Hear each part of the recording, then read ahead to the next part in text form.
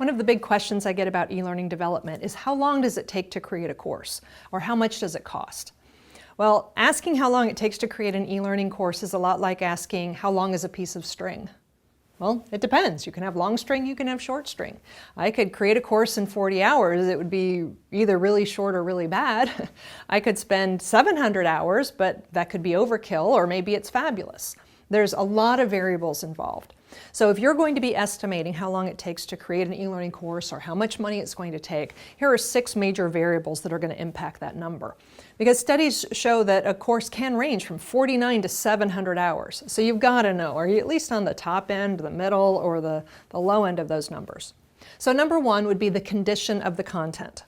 So if all of the content is in a subject matter expert's head, and that subject matter expert is in high demand and traveling a lot, well, it's going to take a lot longer to create that content than if you already have some existing materials. What if you have 5 subject matter experts? Well, that's going to take longer, especially if they don't agree. So the condition of your content will matter. Number 2, what level of interaction and questions do you want? So if you're going to have a quiz question at the end and some reinforcement questions in the middle, well then that might put you sort of in the middle of the road on those numbers. But what if you want branching scenarios? What if you want some simulations involved? Well, those are the things that are going to push your numbers up. Now ideally they'd also push your effectiveness up, not always guaranteed, but you will need to think about what types of interactions and questions you want. The third element is the media that you're going to use. If you have audio, you have video, custom illustrations, you're going to include characters. Each of those characters have a different voice. Those are the things that are going to move you to a more expensive cost or a longer timeline. Whereas if you keep things a little bit simpler, maybe you don't have audio or you use it here and there, and maybe you already have a lot of the illustrations, well, that's going to make your numbers a little bit lower. Number 4, do you have any special programming or technical needs? So for example, do you want a randomized bank of questions? Do you need to have it work on 8 different browsers and 5 different mobile devices and it has to be tested on all of them?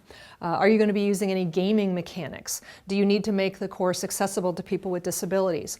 All of these things might add to your time and effort, although not always. Sometimes we find that making a course accessible does simplify it a little bit, and maybe it might not take us as much time. It really depends.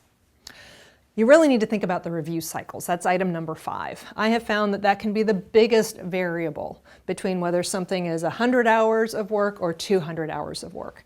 And so it's really important to know up front how many people are going to review it. How often are they going to review it? How long are you going to give them to review it? At what point in the project are they going to review it? Because if there's a change in a storyboard, it's not that hard. You know, if you have maybe a missing word, that's a 2-minute change in a storyboard.